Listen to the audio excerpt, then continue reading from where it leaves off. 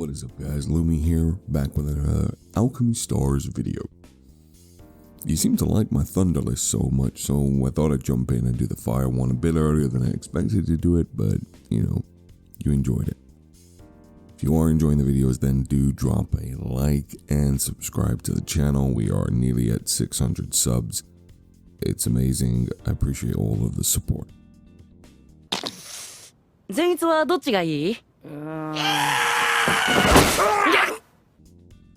Now, full-on disclaimer, right?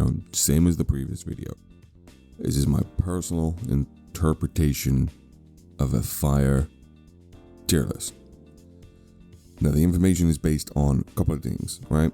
Theory crafting on paper for heroes I've not played with.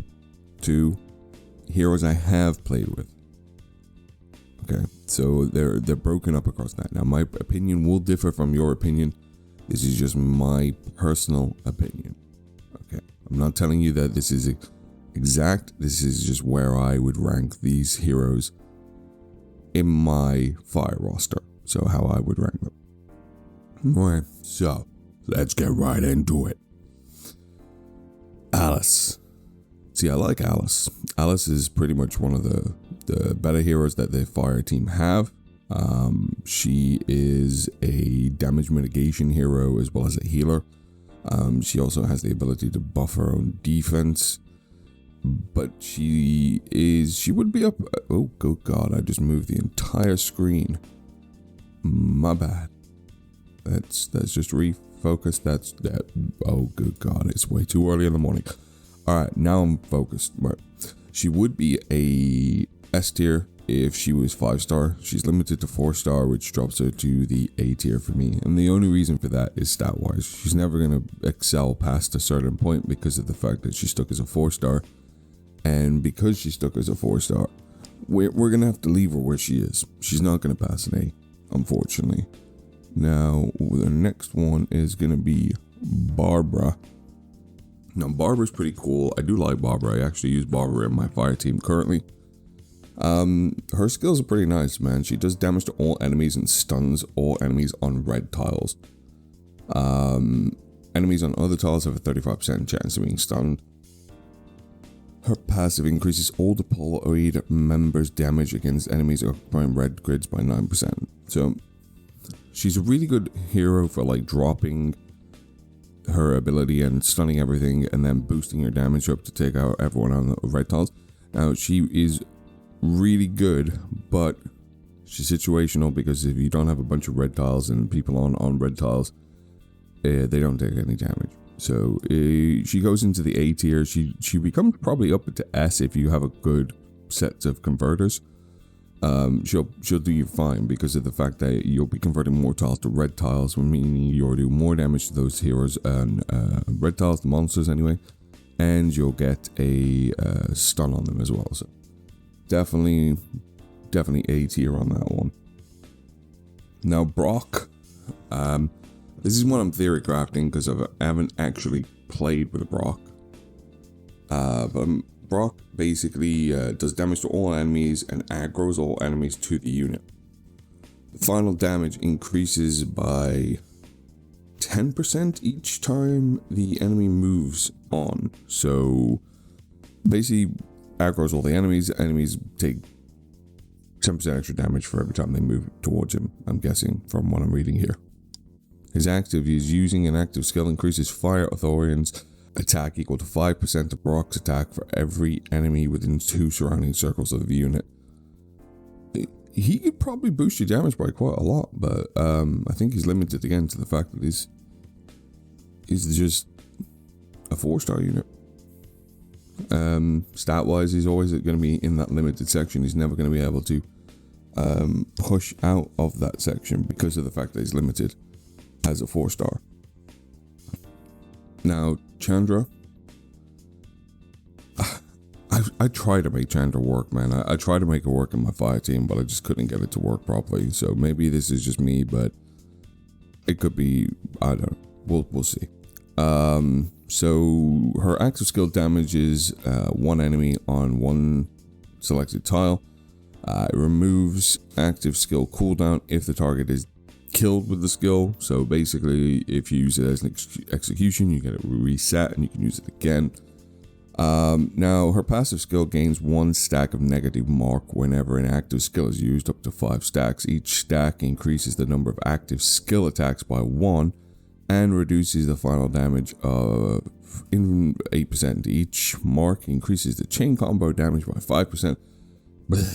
Removes active skill cooldown if the target is deleted.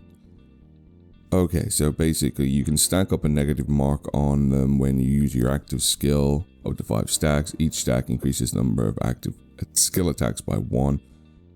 Okay, so basically she puts a debuff on him. She's single target. Like, I think she worked pretty well on boss fights, but me personally, I just didn't find it a massive use for it, to be honest. So she sits in that B tier. Now, my girl here, by the way, Sharon, she SS, right? She up there with the top guys. Her active skill summons the Mugen Train from Demon Slayer, if you've not seen it. Just completely destroys anything in its path. You are allowed to select exactly where you want this to go, so that makes it stupidly powerful. She is a 6-star, so she does get the full benefit of the stats as well. Her kit also has a knockback in it. She resets all non-red tiles within the area of attack, increases the chance of generating red tiles, so she also has a conversion ability built into her kit. And her passive skill, normal attacks can now attack diagonally, adds 10% true damage to normal attacks. How broken is that? How broken is that? She is stupidly broken. So yeah, there goes her into SS. Now, EC? SC? She sits into the S tier. She is an insane converter, to be honest. All converters always tend to be high up, especially ones that are, high base attack as well. So her active skill converts the 5 nearest blue or green tiles to red. If the active skill is ready in the last round, it increases the tile converting count by 1 this round. Her passive is every 2 rounds, chain combos deal true damage equals 35% of Icy's attack and recover HP by the same amount. The lower the team's HP, the higher the healing and effectiveness, up to 50%. So this is where Alice kind of falls out, because you don't really need Alice in your team if you have an Icy. She kind of just doesn't need to be in the team. You can kind of just swap her out and just go with Icy, to be honest. Now, talking about good converters, we have Faust. 5-star unit, but he sits in the S tier. His active skill converts 5 nearest yellow grids to red and has a chance to generate enhanced grids. If the active skill is ready in the last round, it increases the grid converting by +1. His passive skill, at the start of each round, enemies have a 12% chance of being afflicted with fright for 1 round. Triggers an explosion whenever killing a frightened enemy, dealing 10% max HP as damage to enemies in 1 surrounding circle. He's pretty OP, right? He has that conversion, he has the ability to distract and frighten, and then of course he can detonate as well to cause mass damage on units afterwards. So he's pretty damn OP, man. I actually use Faust in my own team. Istvan. We're gonna go with the S rank for this dude. He basically does a bunch of damage and increases his increases his damage by 5% after every 8 combos and reduces the combo triggering count by 1. His passive skill, after using a chain combo, he reduces the attack of enemies within 2 surrounding circles of the unit by 5%. So he does a bunch of damage, and he has a damage debuff, so he'll knock the damage down on some units, which is pretty good, to be honest. I like him. Probably will be hoping to get him soon, but I don't have him as of yet. Now we have a Jonah. Now Jonah, I'm sorry, but I had to theorycraft Jonah because I don't have her at all. So I'm theorycrafting that I would put her in an S rank just by reading her abilities and thinking of how they synergize with other heroes. So her active skill enters the noon state, increasing Jonah's attack by 15% and chain combo damage by 30%, as well as reducing the combo triggering grid count of fire Aurorians by 2 for 2 rounds. So she allows you to get your chain combos out way easier because you can produce them by 2 requirement on her active skill. Now her passive, when overloaded, increases the damage of normal attacks by 20%, and normal attacks deal 40% splash damage to all targets in a 4 tiles in a cross shape around the enemy. So she expands her damage range and allows you to do stupid amounts more damage. I think Jonah's pretty broken. Like, I would definitely put her in the S rank, and I definitely want to pick her up.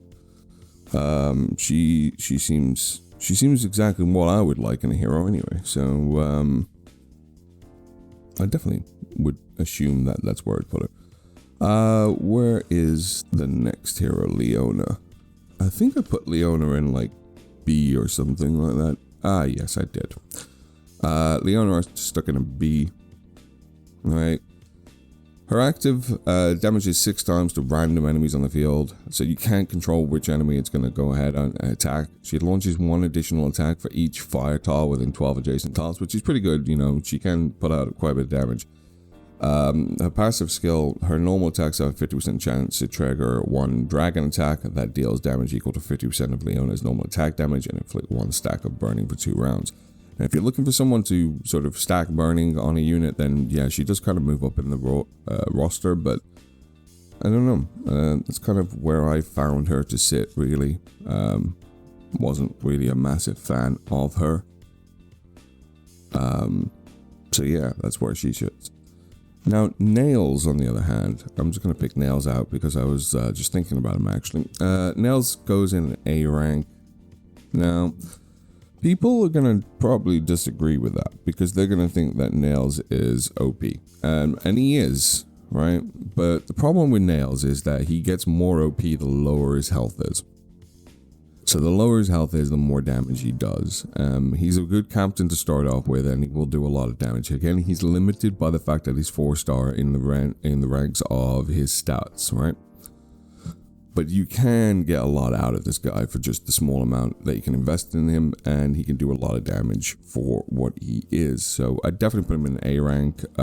Now, there's a really cool combo with him, with the penguin guy from the water squad, because Nails does more damage the lower the HP amount, or based on his max HP. You can actually team him up with the water penguin unit, which increases your entire team's HP by 20%. So he actually boosts Nails damage because of that. Right, Maggie sits in the S rank for me. So Maggie's pretty cool. I like her. She has an active skill that damages enemies in a cross shape to the maximum range and offers a knockback. I always like knockback. And she converts tiles in the same area of attack. So we've got a high damage dealer, we also have a knockback, and we have a tile converter. Hence, she's pretty OP. She has a passive skill which increases her chain combo damage by 5% after every 8 combos and reduces the combo triggering count by 1. Honestly, she does sit between like S rank and double S rank. I mean, she could definitely drop into either one. Like, she's super strong, man. Like, I'm not gonna lie, this girl's pretty broken. I'm rethinking. I would probably put Maggie in SS, actually, based on just rethinking about it. Alright, Red and Black. They sit in the S rank. They're actually really, really good unit, to be honest. So, it marks 1 tile. When the number of connected tiles reaches 1.5 times the number of tiles required to trigger a chain combo, it casts the chain combo once the marked location as well, and increases the final damage of both chain combos by 30%. The passive skill is his normal attacks deal an extra 70% damage to enemies occupying red tiles. So he's pretty good. I mean, you can build combos out of him by marking the tiles, so you get to control exactly what you want to do. So he's a pretty good unit. Well, he or she is a pretty good unit. I definitely put him high up on that line. Now, Regina. She sits in the A tier for me. Her Solar Storm is pretty cool, man. It does damage to all enemies on the field and sort of knocking some of the enemies back on the basis of that. Her passive skill, the closer the enemies are, the higher the damage of the active skills and chain combo. So she's alright. This is just heroes that do better than what she does for knockback wise and damage wise. So I wouldn't really consider her stupidly OP. Now Uriel, pretty standard. She's dropping in the double S category because she's just broken. So Uriel basically resets all the grids. She moderately increases the chance of red grids. She converts one enemy grid into a red grid.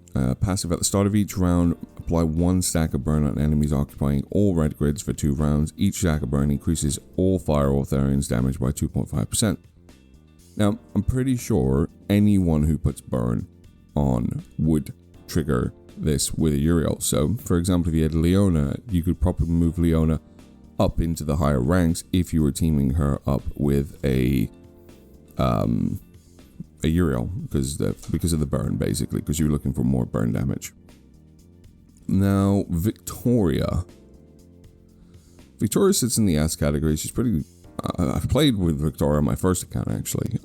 She deals damage to all enemies within 3 surrounding circles. She deals true damage when there is only 1 enemy, so she's very good for boss fights. She recovers HP by 35% of all damage dealt, increases the final damage dealt to all targets by 10% for 1 stack of bleeding they have. Her passive skill is she regenerates 5% of her max HP stack of the bleed whenever she hits an enemy affected with bleed. The effect is doubled if the enemy has a higher HP percentage than the team. So she does double up as a healer. She's not that bad as a healer. You can definitely pick her up and sort of use her as that. If you don't already have, like, I don't know, IC, she would make a good healer. And the final one is Paddy and Patsy. Now, Paddy and Patsy are B grade for me. They're alright. I mean, I haven't found quite a use for them in any of my teams. So they unleash 1 additional chain combo at the beginning of the line. It deals 100% normal damage and increases the damage by 100% when the initial and actual combos overlap. So you have to be positioned really well for it to work very well, and it takes a lot of planning. And she's only a 4-star, so she's limited by stats. Now the passive skill unleashes 1 additional chain combo at the beginning of the line, deals 100% normal damage, and increases damage by 100% where the initial and actual combos overlap. So she's more of a damaging unit. And that's it. That's my tier list for fire anyway. For now, I'll probably modify these as I go along, but it is what it is. Now, the one thing you'll notice, there's no 3 stars in these, and that's because they drop off so quickly with stats. Now, they're kit-wise, they could probably offer you some sort of benefit in some certain situations, but as they are limited by their ascensions, I think everything would eventually surpass them by the time everything's level 80. And that's it. That's my fire tier list. Don't be too harsh in the comments. Pretty please. And that's it, guys. Until next time, bye-bye.